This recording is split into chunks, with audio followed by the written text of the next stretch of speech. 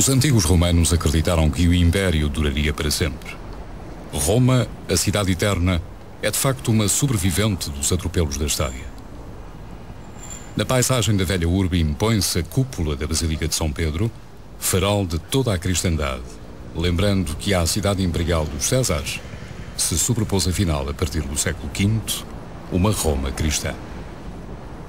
Nostálgica, a cidade sufoca com o trânsito, o ruído e os turistas, que aos milhares invadem ruas e praças, em busca daquilo que ao fim e ao cabo Roma não esconde: arte, ruínas e pequenas grandes histórias.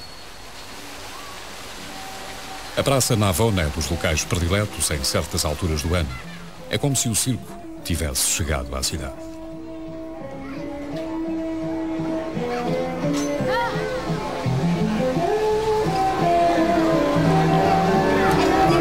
O ambiente é caloroso, estimulado pela exuberância natural dos romanos e pela dimensão acolhedora dos espaços. Estamos afinal numa cidade no Mediterrâneo, confusa como todas, mas bela como nenhuma.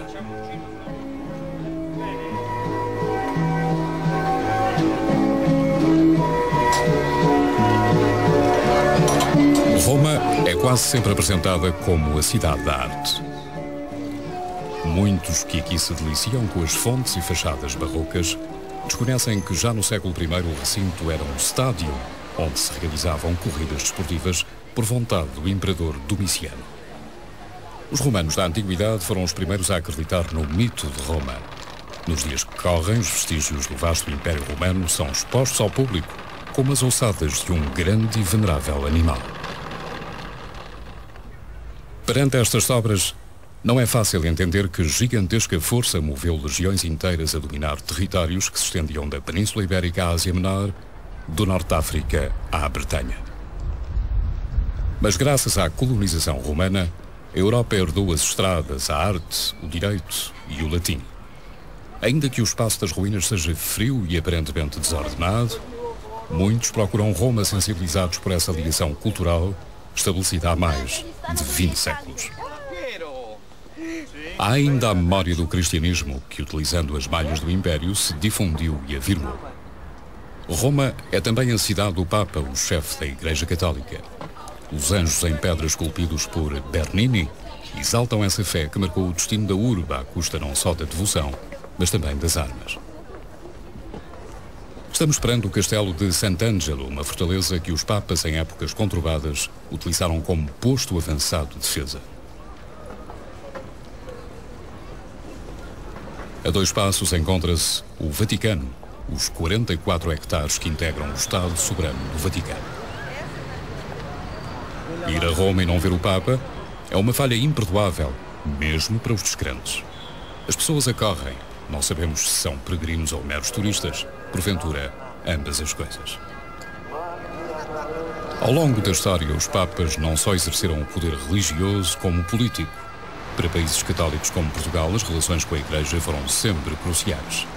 É por isso que, nesta cidade, os portugueses podem ter algumas surpresas. Na zona que é hoje o centro histórico de Roma, existiram no final da Idade Média várias casas de religiosos vocacionadas para dar hospitalidade a peregrinos portugueses. A uma dada altura, os 3 hospícios existentes passaram a funcionar num único local, que deu origem àquela que é hoje a Igreja de Santo António.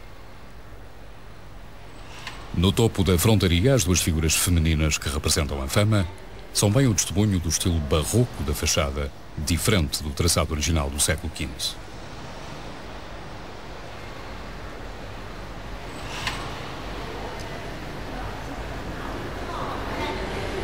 Foi nessa altura, a partir do século XV, que a Igreja passou a usufruir de um estatuto especial, simbolizando a presença portuguesa em Roma.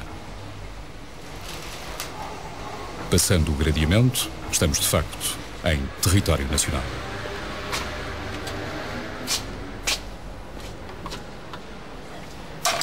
Aqui estamos praticamente em Portugal.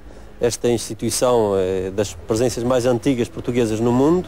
O território, este chão, foi comprado em 1440 pelo cardeal Martim Antão de Chaves, na altura bispo do Porto, e, portanto, está ligado à administração do Estado, faz parte do património do Estado e é administrado como tal. A igreja é um pequeno centro cultural. Boa tarde, Sr. Chimini. Então, alguma coisa de novo? Sim. Era o facto que eu estava à espera, aliás estava admirado. É do maestro Vítor Gabriel, por causa do concerto. A criação desta casa coincidiu com a difusão do culto de Santo António em Itália no final da Idade Média. Para nós, Santo António de Lisboa, para os italianos, Santo António de Pádua, trata-se, ao fim e ao cabo, do mesmo religioso franciscano. Ao fim destes séculos, o antigo hospício continua a dispor de alojamentos agora vocacionados para bolseiros estudantes. O Instituto promove, entretanto, atividades ligadas à música, à biblioteca e à recuperação do património. De forma gradual, o exterior e interior do edifício têm sido restaurados nos últimos anos. Este técnico italiano tem sido responsável pela recuperação de algumas madeiras da igreja. A moldura pertence a um quadro da sacristia e mostra bem o estado a que chegou algum do património da casa. Uma peça como esta tem que ser praticamente reconstruída, o que pode levar meses a conseguir.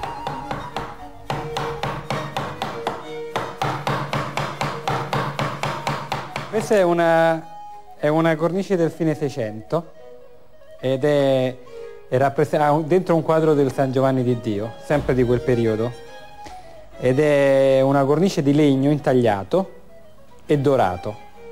Siccome è molto antica, è già stata restaurata diverse volte e in più ha avuto anche molti danni fatti specialmente dal tarlo.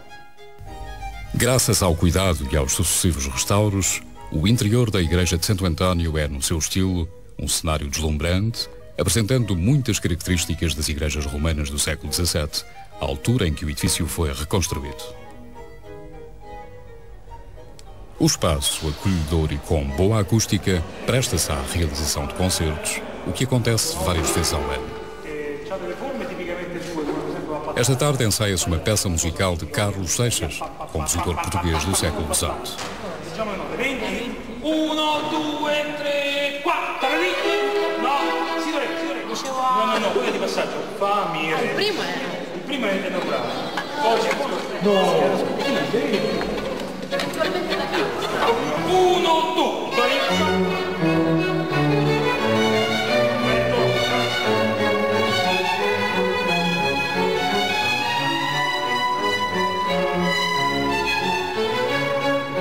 A minha preocupação foi ligar a esta igreja um grupo de músicos, cantores e depois músicos de orquestra e constituir uma capela musical. Foi isso que conseguimos e habitualmente eles têm de trabalhar para nós na véspera da Imaculada e na véspera da festa do Santo António, que são os dois marcos principais daqui da nossa igreja. Desta vez prepara-se a festa para o dia 8 de dezembro, dia de Nossa Senhora da Conceição, proclamada padroeira de Portugal pelo rei Dom João IV. Tal como Nossa Senhora de Fátima, um dos símbolos religiosos mais importantes para os portugueses. Pelas várias capelas, são evocados os santos relacionados com a história de Portugal. Com a chama do selo na mão esquerda e o livro das Escrituras na direita, vemos Santo António ladeando Nossa Senhora com o menino. Todas as figuras estão ricamente vestidas sobre um fundo dourado. De grande valor artístico, o quadro é um dos mais importantes do património da igreja, tendo sido atribuído a Antoniazzo Romano, pintor do século XV.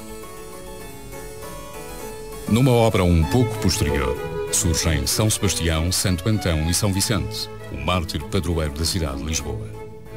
A história de São Vicente está associada à fundação do Reino de Portugal. Foi por vontade de Dom Afonso Henriques que as relíquias de São Vicente foram depositadas em Lisboa. Nas festas solenes da Igreja, a missa, celebrada em português, é presidida pelo embaixador de Portugal junto da Santa Sé. Assistem ao serviço religioso não só a comunidade portuguesa, mas também muitos brasileiros que vivem em Roma. Particularmente apreciado é o convívio que se segue.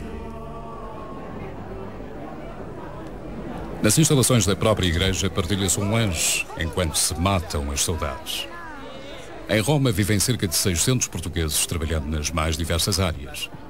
muitos sentem o peso da distância que os separa do país de origem. O lugar de encontro é aqui, em Santo António. É a única referência que existe lusófona em Roma e não sei se direi quase em Itália, porque nós estamos, a Itália, apesar de ser um país muitíssimo importante do ponto de vista cultural, é muito negligenciado pelas instituições portuguesas.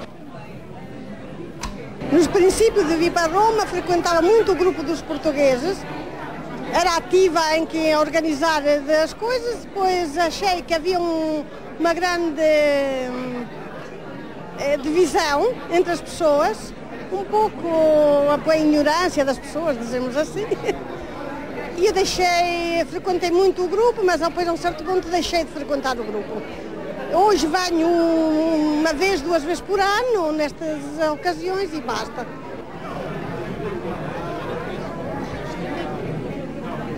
Eu, quando penso em Roma, penso sempre no Papa, não é? Não sei bem porquê, mas... Portanto, Roma tem muito este reflexo condicionado, Roma é igual a Papa. Mas tenho descoberto também a Roma histórica, não é? Que tem muito que se lhe diga e tem muito para aprender. Os romanos tinham um grande sentido prático. Para comerciar e dominar, abriram estradas como a Via Ápia Antiga.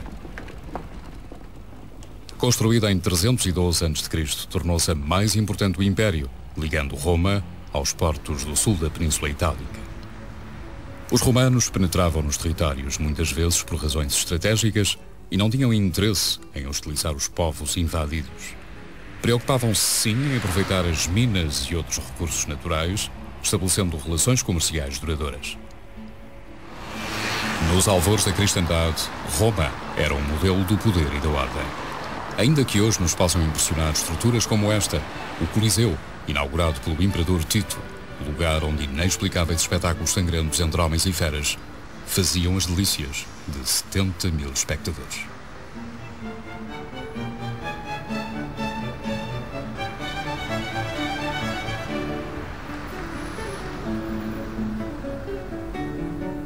Os chefes militares romanos não viviam sedentos de sangue, mas sim de glória. O imperador Trajano, em cuja época a cidade sofreu grandes melhoramentos, fez construir esta coluna, toda ela envolta num friso em espiral, um filme de pedra em que é retratada a conquista da Dácia. Grosso modo, a atual Roménia. Erguida no século I, a coluna é um hino ao vigor sólido de Roma. Curiosamente, onde outrora no topo da coluna esteve representado o imperador Trajano, vemos agora São Pedro. O martírio do santo às mãos dos romanos fez com que a Roma de César se transformasse simbolicamente também na Roma dos cristãos. No século V, as invasões bárbaras provocariam a queda do Império do Ocidente. Ficava aberto então o caminho para o poder dos bispos e do papado. A fundação de um reino europeu passou a depender da aprovação política do Papa. Em bulas, os papas reconheciam ou não as pretensões dos nobres medievais cristãos que entre si se guerreavam continuamente. Pela bula Manifesti Probatum, o Papa Alexandre III reconheceu o título de rei a Afonso Henriques em 1179. O monarca via assim garantida para o seu reino a proteção da Igreja. Este fresco alusivo a Portugal é da autoria de Niccolo Circignani, dito Il Pomarancio, datado dos finais do século XVI, decora a Sala Nobre dos Arquivos Secretos do Vaticano. Em certas alturas, as bulas e as breves foram da maior importância estratégica para o Reino de Portugal. Ao longo da Idade Média, os papas estimularam as guerras contra os muçulmanos ditos infiéis. Alimentavam o sonho de conquistar Jerusalém, o Santo Sepulcro, e de escorraçar os muros da Península Ibérica. Neste último caso, o papado e a coroa portuguesa tornaram-se aliados naturais. Com o apoio moral do chefe da Igreja, os portugueses lançaram-se na grande aventura das descobertas, dando novos mundos ao mundo. Sulcando mares desconhecidos, a missão, ao mesmo tempo militar, comercial e religiosa, levou-os numa primeira fase à costa ocidental de África. Mais tarde, ao Índico e à Índia das especiarias, cujo caminho marítimo é descoberto em 1498. O Império integrava povos das mais diversas origens, da África à Ásia. Apesar da prática generalizada da escravatura, os portugueses brancos viam-se a si próprios como civilizadores de culturas primitivas e inferiores. Sentiam estar a criar uma ordem nova, ao mesmo tempo que revelavam aos outros europeus as riquezas naturais dessas terras nunca vistas.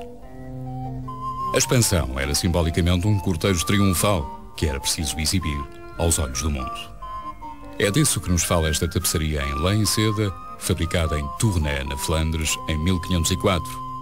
Da vida da corte, os monarcas portugueses reviam-se nestas tapeçarias que se armavam nos salões do paço em ocasiões especiais. Este cortejo, com girafas, celebra, por exemplo, a chegada à Índia. Os animais selvagens e exóticos, como o elefante, eram desconhecidos na Europa e causavam maior impacto. Esta tapeçaria, à maneira de Portugal e da Índia, encontra-se exposta em Lisboa na Fundação Ricardo Espírito Santo, acessível aos olhos de todos, evocando uma época em que Lisboa era uma das principais cidades do mundo. Em 1500, a capital do reino era um porto próspero marcado pela intensa atividade marítima. Do Oriente, as naus chegavam carregadas não só de especiarias, mas também de presentes exóticos para o rei. No cais de Lisboa desembarcavam por vezes aves raras, cavalos persas, chitas e elefantes, entre outros animais selvagens, ofertas de Afonso de Albuquerque, o vice-rei da Índia. O monarca português Dom Manuel I apreciava os presentes e consta que os terá exibido em cortejos e procissões em Lisboa. Em março de 1513, ao ser informado de que o novo Papa for eleito em Roma, Dom Manuel escolhe a mais extraordinária das joias para enviar à Itália. Anon, um elefante indiano ainda jovem, mas amestrado. Era impossível prever qual seria a reação do Papa Leão X.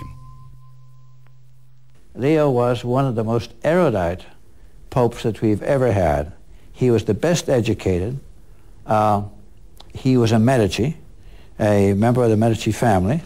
He also had become a cardinal at the age of 7, and was destined for the church from early on. He was very large. He was very heavy, very fat. He had to have 2 men lift him out of bed in the morning because he couldn't get out of bed. It took 2 men to lift him up. And the interesting thing is that by the time that the little elephant came, people would make a sort of a comparison between the Pope and the elephant. There was a great similarity between the two. Tratador moro acompanharia o elefante até Roma. A missão partiu de Lisboa em finais de janeiro de 1514. Em Alicante, a nau portuguesa esteve ancorada 3 dias. E tal como em Ibiza, agentes locais acorriam para tentar ver de perto o elefante. Muitos intrusos entraram no barco em Maiorca, que aí permaneceu 12 dias. Finalmente, Orbetel, onde o navio, depois de ter escapado a uma tempestade violenta, largou a preciosa carga em terra. A partir daqui, a viagem teria que ser feita a pé ou a cavalo até Roma. 70 dignatários, acompanhados por criados e escudeiros, integravam a missão chefiada por Tristão da Cunha. Para além do elefante Anon, este prestigiado navegador português levava outros animais exóticos e joias preciosas para oferecer ao Papa, que os esperava em Roma, no dia 19 de março, um domingo, em que as ruas da cidade se animaram para receber os portugueses. The Pope was very excited with this mission, the arrival of the mission, and he and a number of cardinals ran through the secret passage to the Castel Sant'Angelo, the fortress, so that there was a place that he could watch and see as it was approaching. And as they came by, the elephant came up in front of where the Pope was. He knelt and he barked 3 times. And then he reached with his trunk to where there was a water source, and he filled his trunk and sprayed the Pope and the cardinals with water. And the Pope laughed like a boy. I mean, he was just so taken with this pet, with this wonderful thing, that he fell in love with it. A missão da obediência de Dom Manuel I não podia ter obtido o melhor resultado. O Papa transformou o elefante no seu animal de estimação. Nas procissões solenes em Roma, fazia-se acompanhar não só pela sua vistosa guarda pessoal, a guarda suíça, mas também por esse novo elemento decorativo, Anon, naturalmente conduzido pelo tratador Moro. Para ver o elefante, estrangeiros, artistas, acorriam aos jardins do Vaticano, onde foram construídos uma cerca e um abrigo para o animal. Perderam-se os vestígios desse local, onde Anon viveu 2 anos, rodeado de atenções, mas mal alimentado. Fora do seu habitat natural, o elefante acabaria por morrer, aparentemente com uma angina. Nothing was said about the burial in the records. But when he died, the Pope was disconsolate. I mean, he was unhappy and sad about and he had Raphael, who was working in the Vatican, he told Raphael to paint a fresco, a mural, at the entrance to the Vatican of the elephant as he was in life, in the same size, same color, and at the entrance, on the wall at the entrance to the Vatican. And then the Pope himself wrote an epitaph mourning the loss of his elephant, and that was translated into Latin, and that was inscribed on the wall also. And then this fresco and this epitaph remained for over 100 years, and later artists who came to Rome, including a Portuguese artist, copied it, made sketches of it. Anon acabou por ser imortalizado pela mão de Rafael e pelas palavras de um Papa. Os versos de Leão X são simples. Choram a perda de uma fera bruta em que os romanos descobriram sentimentos humanos. E termina dizendo: aquilo que a natureza roubou, Rafael de Urbino, com a sua arte, restaurou. Mas o desenho de Rafael perdurou até hoje, graças à cópia que dele fez Francisco de Holanda, pintor português que visitou a Itália em 1538, anos antes do mural de Anon ser destruído. Não foi tanto o fascínio pelo elefante, que ele já devia conhecer, pelo menos tradicionalmente. De resto, o pai dele já tinha desenhado, pintado elefantes em livros de iluminuras. O pai dele era António de Holanda, e grande iluminador. Mas foi mais o fascínio por Rafael, que desenhou o elefante. Essa ligação ao Rafael, porque ele considerava o Rafael, ele tinha uma tabela de grandes artistas. Começava pelo Miguel Ângelo, naturalmente, de quem ele se dizia amigo e com quem contactou em Roma. Depois, a seguir, vinha o Leonardo da Vinci e depois o Rafael de Urbino. Pronto, e o facto de ser o Rafael a desenhar uma coisa que veio de Portugal dava-lhe naturalmente algum interesse. Outros artistas puderam desenhar Anon enquanto o animal foi vivo. Estes esboços, atribuídos a Giulio Romano, serviram de modelo a futuras representações de elefante na arte do Renascimento.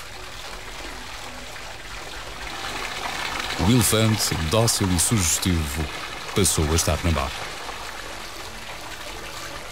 Os novos mundos da África, da Ásia e da América, recém-descobertos pelos europeus, tinham despertado um novo interesse pela natureza. Esta vila foi construída durante o papado de Leão X. Pertenceu mesmo à família de Médicis. O jardim prolonga-se em patamares do Tanque dos Peixes até à parte superior que dá acesso à casa propriamente dita. O primeiro proprietário foi Júlio de Médicis, mais tarde também ele Papa, sob o nome de Clemente VII. O palacete resultou do aproveitamento de uma antiga casa rústica onde se produzia vinho. Foi Rafael, no auge da fama, ocupado também com as obras no Vaticano, quem traçou as linhas da Loggia. Os estuques e as pinturas pertencem a Giulio Romano e a João de Udine.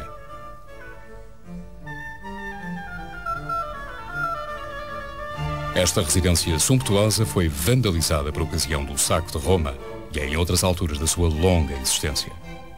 Recuperada no decurso do século XX, Villa Madama é hoje propriedade do Ministério das Relações Exteriores de Itália. Muitos dos chefes de Estado estrangeiros que visitam Roma ficam aqui instalados. O conforto e o requinte da atualidade em nada é comparável com o luxo que conheceram os papas do Renascimento. Naquela época, Roma era uma cidade insalubre e desgastante. Os papas fizeram obras no Vaticano, melhoraram interiores e exteriores, nos jardins construíram pequenos palacetes onde podiam descansar. Os estuques, os mármores coloridos e os mosaicos fazem a beleza do casino de Pio IV, que foi Papa entre 1566 e 1572. Junto a uma das entradas laterais, vamos encontrar uma série de elementos decorativos em voga na época.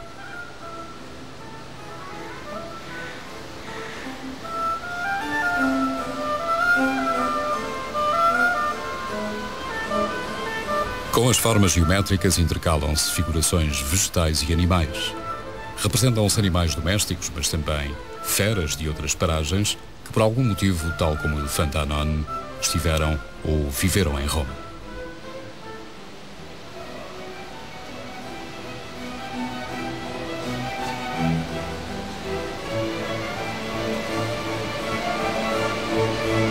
O rinoceronte aqui desenhado evoca o gigantesco animal que, em maio de 1515, desembarcou no cais de Lisboa.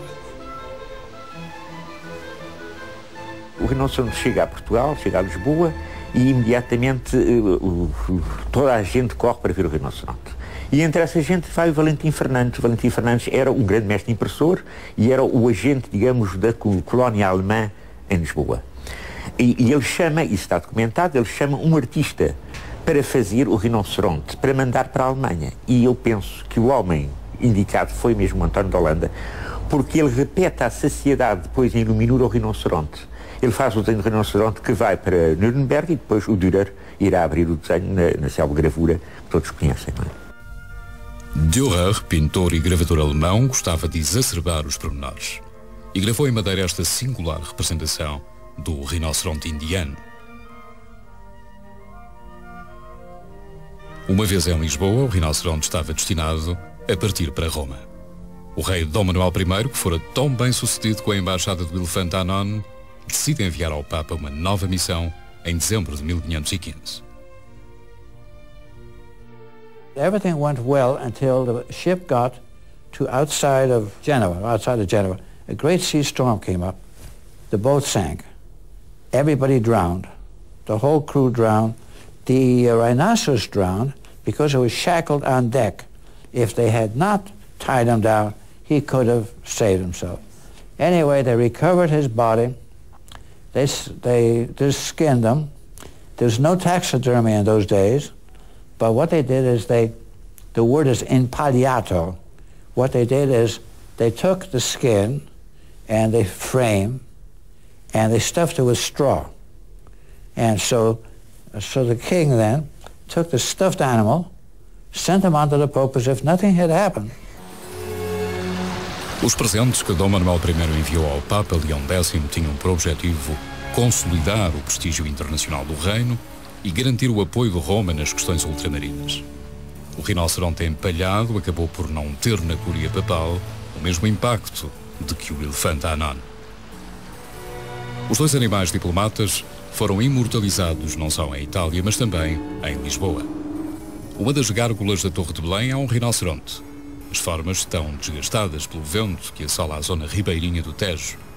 Curiosamente, terá sido aqui, nesta margem do rio, que o rinoceronte da Índia foi desembarcado, pouco tempo antes de ser iniciada a construção da torre. Na mesma zona de Belém, Dom Manuel I quis registrar o seu agradecimento a Deus pelo sucesso das viagens além mar. Pouco depois da chegada à Índia, mandou erguer o Mosteiro dos Jerónimos, obra maior da arquitetura portuguesa de todos os tempos. No interior encontra-se depositada a arca tumular do monarca. Está assente em elefantes de mármore que evocam não só o êxito da embaixada de Anon, mas toda a grandeza do Império Português no século XVI. Dom Manuel faleceu em 1521, mas o seu túmulo só aqui foi colocado após o arranjo renascentista da capela, encomendado pela rainha Dona Catarina, 50 anos mais tarde. Um pouco por toda a Europa, arquitetos e pintores recriavam o modelo italiano. Ao mesmo tempo que em Lisboa decorriam as obras dos Jerónimos, erguia-se no coração de Roma uma nova e emblemática igreja, a Basílica de São Pedro. Para custear a obra da Catedral, Leão X autorizou que se vendessem indulgências aos fiéis que assim, a troco de umas moedas, viam perdoados os seus pecados. Esta questão, associada ao luxo e outros sucessos da Curia Papal, estiveram na origem da Reforma, movimento europeu contra Roma, liderado pelo religioso alemão Lutero. Aberta a crise, como aliados do Papa, posicionaram-se os reinos de Itália, de Espanha e de Portugal. A Basílica de São Pedro é um reflexo artístico de todas essas convulsões. Vários estilos se cruzam neste espaço, onde está curiosamente representado com uma coroa de espinhos na cabeça São João de Deus. Este santo português foi o fundador da Ordem dos Hospitalários no século XVI. A estátua de Felipe della Valle foi oferecida pelo Reino de Portugal. Numa reação à Reforma, a Igreja Católica engrandeceu os seus santos, preocupada em cuidar do rebanho de fiéis. A Basílica ganhou 2 grandes braços de pedra abertos ao mundo. Envoltos pela colunata de Bernini, os cristãos sentem-se em casa, mesmo quando são estrangeiros, de visita a Roma. A presença portuguesa é dispersa. Há diversas manifestações, diversos sinais, expressões artísticas espalhadas por toda a Roma, não somente no Vaticano, mas também na cidade de Roma. Nesta praça há uma presença que descobri pessoalmente também há pouco tempo ainda, que é a presença de 4 santos portugueses entre as 140 estátuas que adornam a colunata de Bernini. A colunata é o exemplo mais perfeito da Roma dos santos do século XVII. No braço direito da elipse encontra-se representada a Rainha Santa Isabel, com o hábito de Clarissa e com flores na mão esquerda, uma evocação do milagre das rosas. A santa foi canonizada em 1625. Santo António de Lisboa tem nos braços o menino Jesus, a quem olha com ternura e carinho. Também em pedra mármore de Roma, a estátua de São Vicente precisa de ser restaurada. O braço que vemos partido sustentava uma caravela com 2 corvos. Na outra mão está representada a palma do martírio. Por fim, temos São Francisco Xavier, apóstolo da Companhia de Jesus na Índia e no Japão. O santo está em vestes sacerdotais, a mão no peito, como que anunciando a boa nova. Os santos portugueses fazem parte do imaginário católico e surgem por vezes representados nas numerosas igrejas da cidade. Basta ver que só em Roma, igrejas históricas, há mais de 400, muitas delas relacionadas com o estilo barroco. Será esse o modelo italiano do século XVII, um género que Roma exportou para quase toda a Europa e em especial para Portugal. A arte irá novamente corresponder ao sonho de grandeza de alguns papas. Nel barocco è per volontà dei papi, soprattutto di Alessandro VII, si costruisce una Roma sacra che deve servire anche come arma contro il protestantismo, che deve servire per convincere gli infedeli, eretici e quelli che non credono veramente. Allora il barocco per questo è importante, perché si imitano veramente chiese romane, altari romani, eccetera. Allora forse per questo è il periodo di maggior effetto di Roma.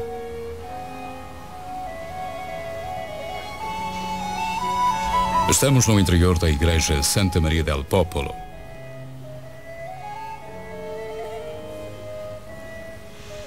Aqui se encontram os restos mortais de um português religioso que gozou de grande prestígio em Roma quando por cá viveu. Faleceu em 1502 com 102 anos de idade. Como teve uma vida longa, participou em vários conclaves, privou com 5 papas. O seu nome era Jorge da Costa, mais conhecido pelo Cardeal Alpedrinha. Foi mecenas de estudiosos portugueses e protetor do Instituto de Santo António em Roma. Jorge Lusitano, diz a lápide, teve as suas exéquias solenes nesta igreja de Santa Maria del Popolo.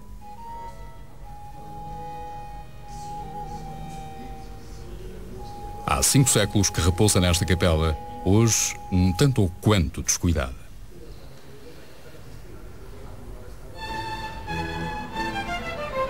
Do ponto de vista simbólico, esta é para os cristãos a igreja mais importante de Roma, a sede tradicional do Vigário de Cristo. Estamos em São João de Latrão, onde há 2 referências a Portugal. Estátuas colossais dos 12 apóstolos foram aqui colocadas no século XVIII. O escultor francês Pierre Legros é o autor da estátua de São Tomé oferecida pela coroa portuguesa. O profeta que duvidou da ressurreição de Cristo acabou por evangelizar na Índia.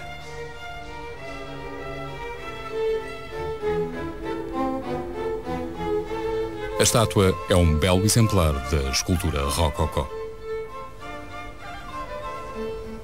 Em São João de Latrão estão ainda os restos mortais de António, cardeal portugalense.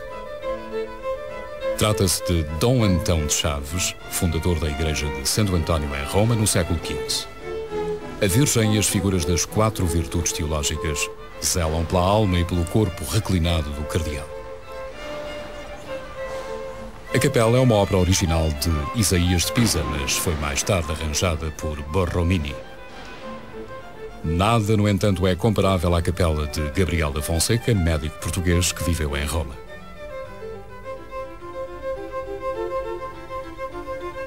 As cores escuras dos mármores fazem contraste com a cúpula ricamente decorada com anjos músicos.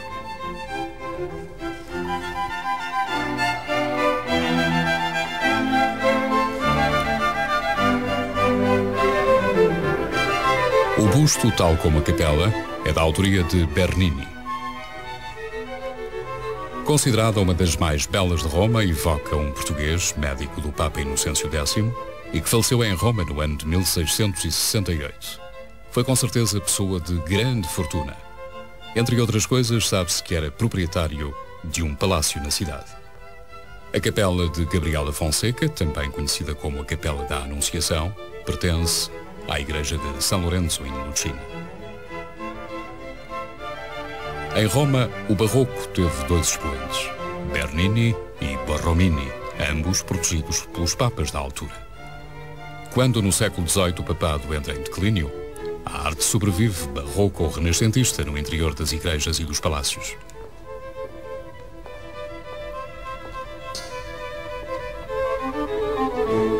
E por isso, de todas as partes da Europa vão acorrer à cidade artistas interessados em copiar o modelo italiano. Lisboa e a coroa portuguesa continuavam a ter uma estreita relação com a cidade eterna. Junto àquela que é movimentada Via del Corso, existia mesmo um Arco de Portugal, hoje desaparecido.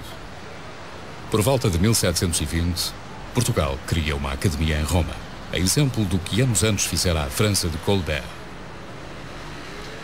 A escola funcionava em um dos muitos palacetes do centro da cidade. Roma era como que um conservatório das formas onde os artistas podiam imitar até à exaustão não só o rococó e o barroco, mas também a arte de Miguel Ângelo e a arte do período imperial. A ideia coube a Dom João V, monarca absoluto, cujo reinado foi marcado pela entrada do ouro do Brasil e pela prosperidade económica.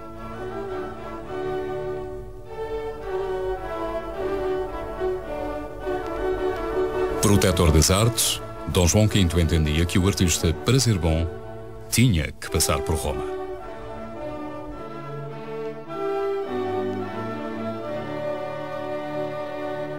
Roma tinha uma coisa que talvez possa resumir na ideia do império artístico, de uma beleza estética única, quase, digamos, pensada e desenhada por uma divindade. Fosse ela qual fosse, mas por uma divindade.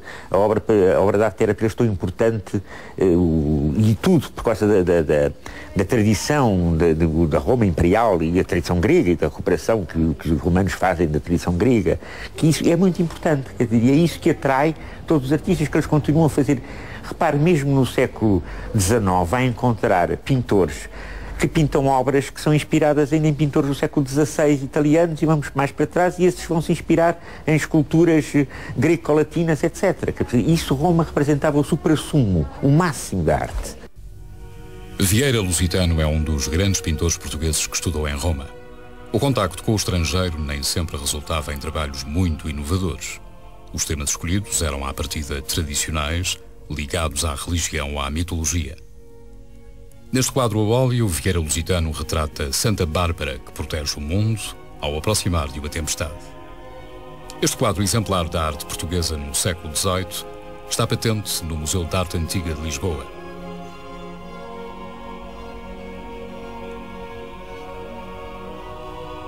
Domingos Sequeira foi talvez o pintor mais original que passou por Roma, onde aliás gozou de algum prestígio, tendo sido sócio honorário da Academia de São Lucas. Em princípio de carreira passou por uma fase mística e chegou mesmo a experimentar o recolhimento religioso num convento cartucho. É disso que nos fala este quadro, ainda com formas muito rígidas em que se utiliza o claro-escuro da escola italiana. Domingos Sequeira tinha na verdade uma sensibilidade romântica e foi como precursor dessa corrente que é um dos autores fundamentais. Foram muitos os retratos que pintou do rei Dom João VI. Nem todos resultaram nesta subtil análise psicológica do rei. O retrato encontra-se ainda em Roma, cidade onde o pintor viveu e acabaria por morrer ao fim de uma vida cheia de peripécias e alguns infortúnios. A vida de artista não era seguramente uma vida de sacristia. Precisamente de alegria de viver é que nos fala esta casa, a Embaixada de Portugal junto da Santa Sé. O gosto e os interiores da casa ficaram a dever-se a um conde italiano de Turim, Conde Elia, um fabricante de torpedos de origem judaica.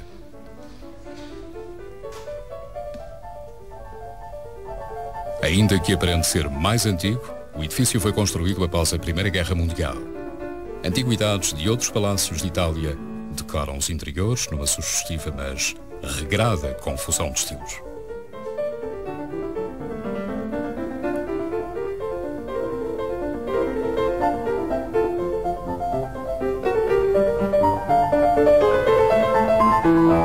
A compra da casa pelo governo português, em 1946, uma decisão do governo de Salazar, revelar-se-ia um bom investimento.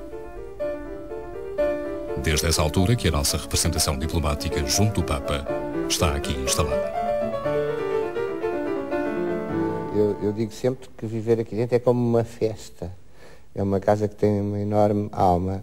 É como vê, cheia de decoração, mas é feita com uma tal elegância, com tal bom gosto, que a decoração não pesa. Pelo contrário, é um elemento para essa atmosfera de festa que esta casa tem. Além disso, esta casa tem uma imensa dignidade. É, de certeza, a nossa embaixada mais bonita e é uma das mais bonitas de Roma. Os romanos admiram-na muito. Em 1946 foi-me discutido se seria embaixada junto do governo italiano, junto da Santa Sé, mas nessa altura foi considerado realmente todo o simbolismo das nossas relações com a Santa Sé, que tem 7 séculos. Eu tenho mais de 200 predecessores. Enfim, é algo que tem muitos invisíveis, que tem uma carga muito grande, histórica e de tradições. E por isso acho que lindamente tenhamos esta casa. O primeiro embaixador residente em Roma foi João de Faria, designado em 1512. Curiosamente, integrou a famosa Embaixada do Elefante de Dom Manuel I. Conforme as circunstâncias políticas, houve ou não interregnos na nossa ligação diplomática com o Vaticano. Um momento difícil para Portugal foi o período da ocupação espanhola dos Filipes. Atualmente não há questões graves por resolver. As relações funcionam muito ao nível do simbólico. O mistério de Fátima tem sido acarinhado pelo Vaticano. Nos jardins foi colocada uma estátua alusiva à santa e ao culto mariano do Papa João Paulo II. Todavia, o grande impulsionador do fenómeno de Fátima foi o Papa Pio XII, falecido em 1958. Ao longo do século XX, há poucas coisas relativas a Portugal a registrar em Roma. Resta Nossa Senhora de Fátima, cuja aparição aos 3 pastorinhos se encontra também representada na igreja de Santo Eugênio. Trata-se de um altar em que colaboraram vários artistas portugueses contemporâneos. O frontal é um friso em cerâmica que retrata a anunciação do arcanjo Gabriel a Maria. Árvores, flores e aves compõem o quadro. Em cima do altar propriamente dito, foi colocada a imagem de Nossa Senhora de Fátima, do escultor Leopoldo de Almeida. A Virgem está representada toda de branco, tal como consta ter aparecido às 3 crianças portuguesas na Cova da Iria, em Fátima. A devoção dos pastorinhos foi ilustrada por Martins Barata num fresco em que aparecem outros elementos decorativos, como um grupo de populares devoto e confiante na mensagem da Santa. A capela, paga pelo governo português, está colocada à direita do altar-mor, sinal da sua importância.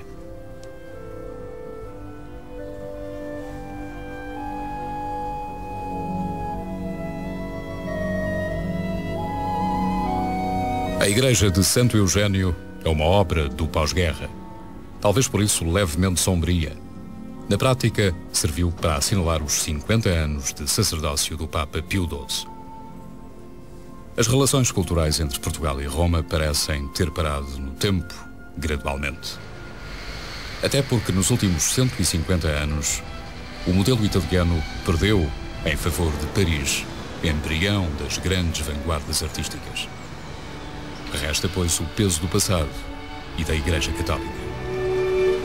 Mas é claro, tudo depende do olhar, da forma de ver. Nas tardes amenas, esta cidade antiga não é apenas uma cidade das Europas. É um lugar nostálgico e sedutor.